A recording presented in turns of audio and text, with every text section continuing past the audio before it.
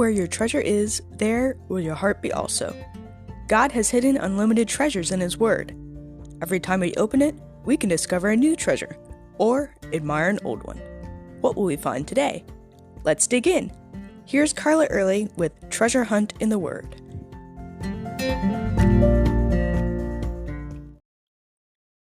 Many things that Jesus said and did were quite unexpected. He did so many healing miracles in so many different ways, but once when some friends went to great lengths to bring him a paralyzed man, instead of healing him right away, he first forgave his sins. This shocked people. Lots of things he did shocked people. He also shocked people by the way he taught, challenging their ideas of right and wrong. But the most shocking thing he said to his disciples, he had to say several times. It was so shocking that they just didn't get it at all.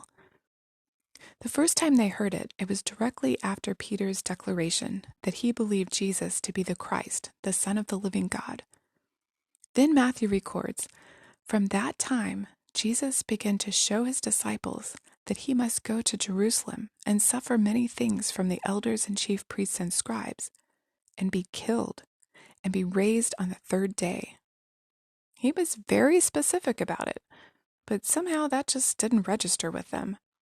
In fact, Peter even took Jesus aside and rebuked him. He'd apparently only heard the first part about being killed, and that did not fit with Peter's preconceived idea of what the Messiah would do. In his mind, the Son of God couldn't die. It wasn't logical. He didn't even hear the resurrection part because he couldn't get past the death part. Oddly enough, the other disciples didn't seem to react to this first declaration at all. Now, the second time, in the next chapter, Jesus told them, the Son of Man is going to be betrayed into the hands of men, and they will kill him, and the third day he will be raised up. We know they didn't fully comprehend what he was saying at the time because it says that the disciples were exceedingly sorrowful. The prophecy of the resurrection didn't register. The third time was in Matthew 20:18 and 19. Jesus basically said the same thing, but they were too caught up in deciding who was going to be the most honored in Jesus' kingdom. They still didn't get it. When they were in Jerusalem for Passover, Jesus told them once again that he would be delivered up to be crucified. But when he was arrested and killed, they were in shock. They had not heard a word he said. They hid in fear and didn't even believe at first when they heard of Jesus' resurrection.